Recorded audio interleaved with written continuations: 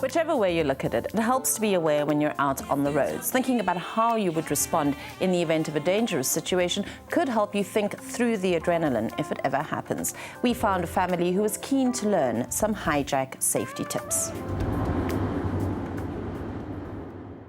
So what we're now going to do is, what if you couldn't avoid the hijacking? So you either in your driveway or you've stopped at a traffic light, hijackers have just come out of nowhere. You're in a situation now where the gun is right here at your head. At this point in time, my advice to you is, it's too late, you can't escape. You've got to surrender, you've got to give him the car.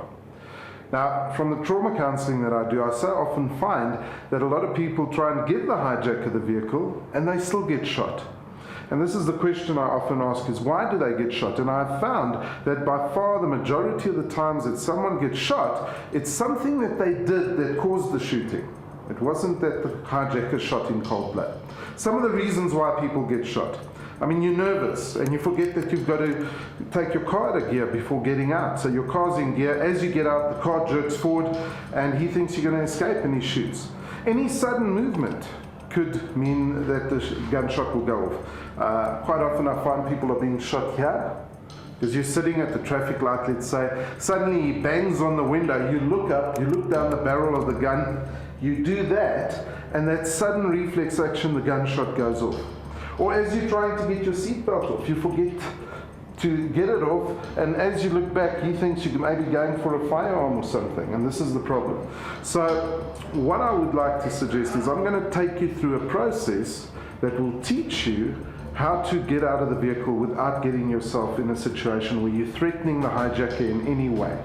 Right, so the first thing we do is we want to let him know that we're going to surrender, and the best way to do that, put up your hands. Now we're going to use our left hand for everything. Okay? It's easier to get to wherever you've got to do. So the first thing you're going to do is unlock the door. So that if he wants to open it, will open very easily. So we unlock the door, you put your thumb in the seatbelt, right up here by your shoulder, you run your hand down the seatbelt. This will show him why your hand is going to the side. Undo the seatbelt, then you pull your handbrake up, you take your car out of gear, you open the door, and you get out and away you go. Right, once you're out, very important, don't turn and run because he will shoot at you. You just back away slowly from the vehicle. Yep. Right, hands up, unlock the doors, thumb in the seatbelt, take your seatbelts down, off, car, handbrake up, car out of gear, open the doors, get out, keep your hands up, and just back off away from the vehicle. Excellent.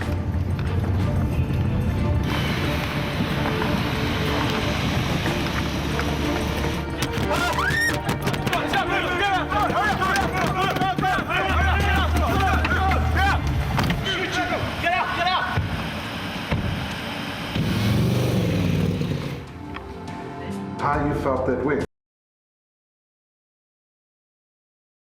Yeah? No, Aubrey, I found it very informative, especially being the male as a primary driver in the car. It's good to know how to handle the car and how to keep your family safe.